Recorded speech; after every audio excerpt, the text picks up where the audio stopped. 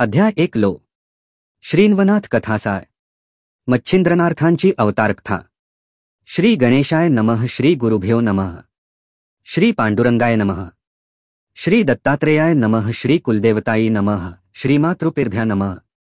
द्वापारयुग संपले होते, कलियुगाला सुरुवात झाली होती। त्यावेळी श्री विष्णूंनी नवनारायणांना द्वारकेत बोलाविण्यासाठी आपल्या दूतांना पाठवले। सेवकांकडनं निरोप मिळाल्यावर क्वी, हरी, अंतरिक्ष, प्रबुद्धी, पिप्पलायन, ऐरहोत्र, चम्स, द्रमिल, करभंजन हे नवनारायण तेथे आले।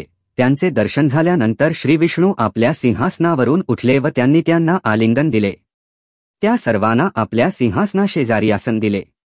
त्यानंतर त्यांचे श्री विष्णूंनी पूजन केले।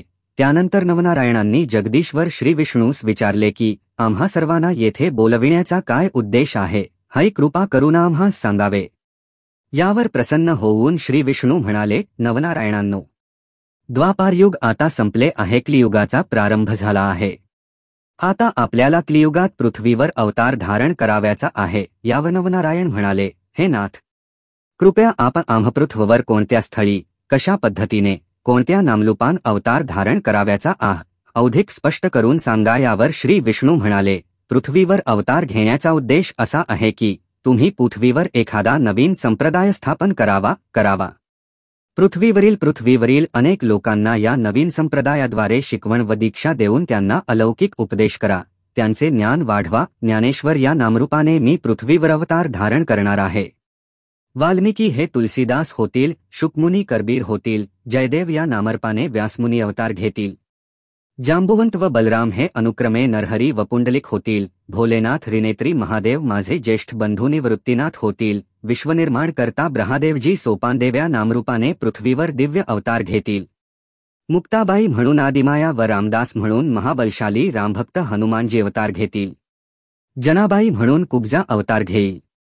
अशा पद्धतीने आपण सर्व यज्ञकुंडात अग्नी हा गर्भ टाकेल। हा गर्भ टाकल्यानंतर त्या ठिकाणी जालिंदरनाथाने उपस्थित राहावे। ब्रह्मदेवाच्या वीर्यपैकी काहीसा भाग एका सर्पिणीने गिळंकृत केला होता। जन्मेजयाने सुरू केलेल्या सर्पस्त्रात ब्राह्मणांनी सर्व सापांची आहुती दिली। अस्तिक ऋषींनी मात्र त्या दिव्य सर्पिणीला एका वटवृक्षाच्या खाली लपवून ठेवले। काही दिवसानंतर सर्षिणीने त्या ठिकाणी अंडे दिठे, ते अंडे तेथे ठेवून ती निघून गेलो। त्या दिव्य अंड्यात नारायणाने प्रवेश करावा व वटसिद्ध नागनाथ या दिव्य नामरूपाने प्रकट खावे। रेवा नदीच्या काठावर ब्रह्मदेवाच्या वीर्याचा काही भाग सांडला होता। त्या ठिकाणी चम्स नारायणाने प्रवेश करून रेवणसिद्ध या नावाने अवतारित व्हावे। मच्छिंद्रनाथ सूर्यबीज मिळवण्यासाठी मंत्र म्हणून सिद्ध भस्म देतील। ते उकिरड्यावर पडेल, त्यामध्ये सूर्याचे वीर्य मिसळेल। तेथे हरिनारायणाने प्रवेश करावा व गोरक्षनाथ या नावाने अवतार घ्यावा। ब्रह्मदेवाचा विवाह समारंभ सुरू होता। हा विवाह समारंभ दशनगरीमध्ये थाटामाटात सुरू होता। त्याच वेळी ब्रह्मदेवास आपली सुंदर कन्या पार्वती दृष्टीस पडली। तिचे तैलौकिक सौंदर्य पाहून त्याचे मन मोहित झाले। त्यामुळे ब्रह्मदेवाचे वीर्यस्खलन झाले। ब्रह्मदेवास याचे खूप वाईट वाटले। त्याने ते वीर्य स्वतःच्या पायाखाली दाबले। त्यातून साठज्ञार वाल्खिल्य ऋषी प्रकट झाले होते। त्या अमोघ वीर्याईकी थोडासा भाग केरामध्ये लोटला गेला होता। तो केरकचरा भागीरथी नदीत टाकल्यामुळे तो प्रवाहमय झाला। हयविये वाहत वाहत कुश नावाच्या बेटाकडे गेले। तिथे पिप्पलायन नामक नारायणाने जाऊन चरपटीनाथ या नामरूपाने प्रसिद्ध व्हावे। कौलिक ऋषींचे भरतरी नावाचे भिक्षापात्र आहे। ते अंगणामध्ये ठेवलेले असेल। त्यामध्ये सूर्याचे तेजस्वी वीर्य पडेल। ते सांभाळून ठेवतील। तेव्हा तेथे उमीट नारायणाने प्रवेश करून भरतहरीनाथाचा अवतार घ्यावा। सरस्वतीस अवलोकन करतेवेळी घनदाट अरण्यात ब्रह्मदेवाचे वीर्यस्खलन झाले। त्यामधील काही भाग वाघाच्या पायात गेला व काही कवीर्यकण एका हत्तीच्या कानात गेले। हत्तीच्या करंशात प्रबुद्ध नारायणाने जाऊन कानिफनाथ म्हणून अवतार घ्यावा। गोरक्षनाथ एक पुतळा करतील। त्या निर्जीव पुतळ्यात करभंजन नारायणाने जाऊन तेथे प्रकट व्हावे। एक दिवस कैलास पर्वतावर भोलेनाथ व पार्वती बसलेले होते। तेव्हा पार्वती देवीने महादेवाला एक प्रश्न विचारला, ज्या मंत्राचे तुम्ही नित्यदिनी पठण करता त्या मंत्राचा अनुग्रह कृपया मला द्याल का? शंकर म्हणाले, हे प्रिये, तू तर माझी अधागिनी आहेस। तुला जरूर अनुग्रह देईन। मी आता एकांतात जाऊन तुला अनुग्रह देतो। ते दोघेही यमुना नदीच्या काठावर बसले व पार्वतीस सांगू लागले, तेव्हाच मत्सीच्या पोटी मच्छिंद्रनाथ अवतार घेणार होते. तिथल्या जवळच्या विहिरीतच ती मत्सी होती.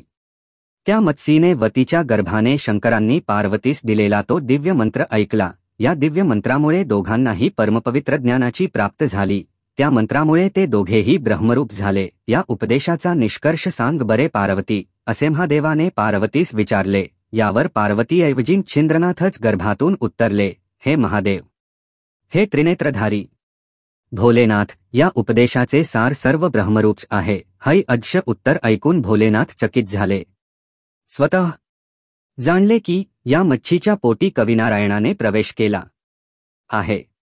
भोलेनाथ म्हणाले, तू माझा उपदेश ऐकल्याने तुला अलौकिक ज्ञानप्राप्ती झाली आहे, पण दत्तात्रेयांकडून हाच दिव्य उपदेश तुला करबीन. त्यासाठी तू काही दिवसांनी बद्रिकाश्रमास आगमन कर. तेथे मी तुला माझे दिव्य दर्शन घडवीन. मच्छिंद्रनाथ मच्छीच्या पोटामध्ये भोलेनाथांनी केलेल्या दिव्य उपदेशाचे सतत चिंतन मनन करीत होता. योग्य वेळी त्या मच्छीने नदीकिनारी जाऊन अंडे ठेवून दिले. मासे पकडण्यासाठी आलेल्या बगयांच्या थव्याने आपल्या चोचींनी ते अंडे फोडले. त्या अड्यातरून एक सुकुमार, दिव्य, तेजस्वी बालक रट बाहेर आले. ते बालक पाहन भीतीने सर्व बगयांचे थवे उडून गेले. काही दिवसानंतर कामिक नामक कोळ्यास ते मनोहर बालक दिसले. कामिकला त्या बालकाची दया आली व त्याने त्याला कडेवर घेतले. तेवढ्यातच एक दिव्य आकाशवाणी झाली, हे कामिका, तुझ्या कडेवर असलेले बालक साधेसुधे नसून ते बालक म्हणजे प्रत्यक्ष कविनारायणाचा अवतार आहे. तरी तू ह्या नवजात बालकास आपल्या स्वघरी घेऊन जा व व्यवस्थित पालनपोषण कर आणि ह्या तेजस्वी बालकाचे मच्छिंद्रनाथ असे नामकरण कर. तू याबद्दल मनात शंका बाळगू नकोस. कामिक धावतच आनंदाने घरी आला व ते बालक आपल्या बायकोस दाखविले व सर्वे हकीकत सांगितली. तिलाही अत्यानंद झाला. त्या कोळी जोडप्यास मूलबाल नव्हते. हे मूल मिळाल्यामुळे त्या दोहोंचाही आनंद गगना त्या बालकाचे मावेना. त्यांनी उरविले की आपण सांगितल्याप्रमाणे नीट पालनपोषण कराव्याचे. त्यांनी देवाचे मनोमन आभार मानले. मच्छिंद्रनाथ मोठे होत होते.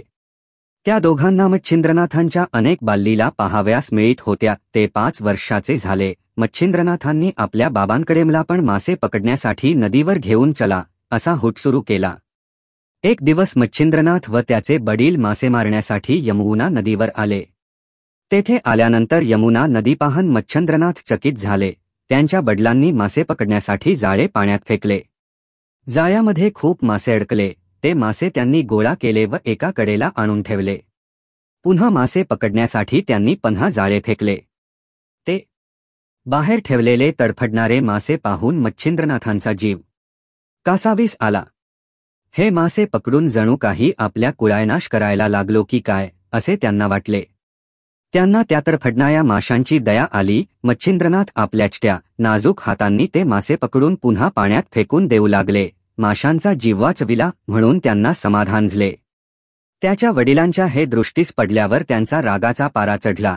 ते धावतच आले व मच्छिंद्रनाथांना मारण्यास सुरुवात केली व म्हणाले, अरे, तू वेडा आहेस काय? मी हे पकडलेले मासे तू हे पुन्हा पाण्यात फेकतोस. वडिलांच्या या कठोर बोलण्याने बालक मच्छिंद्रनाथांना रडच कोसळले. त्यांनी मनात उरविले की आपण जे खायचे ते भिक्षा मागूनच खायचे. ते तेथून पळाले व प्रवास करीत ते पवित्र तीर्थक्षेत्री बद्रिकाश्रमास आले. त्यांनी अल्य वयातच आपल्या असामान्य बुद्धीच्या जोरावर घोर तपश्चर्या करण्याचे ठरविले. त्यांनी एक तप म्हणजे 12 वर्ष घोर तपश्चर्या केली. या उग्र तपामुळे त्यांच्या शरीरावरील फक्त हाडेच दिसू लागली. श्री दत्तात्रेय भगवान महादेवाच्या दर्शनासाठी आतुर झाले होते. ते हिमालयात गेले. श्री दत्तात्रेयांनी त्यांच्यावर स्तुतिसुमनांचा वर्षाव केला. भोलेनाथांना आनंद झाला. श्री दत्तात्रेयांच्या सांगण्यावरून ते दोघे देवाधिदेव बद्रिकाश्रम पाहण्यास निघाले. मच्छिंद्रनाथ आपल्या उग्र तपश्चर्येस येथेच बसले होते. महादेवांनी सांगितलेल्याप्रमाणे मच्छिंद्रनाथांना आता दत्तात्रेयांचे दिव्य अद्भुत दर्शन होणार होते.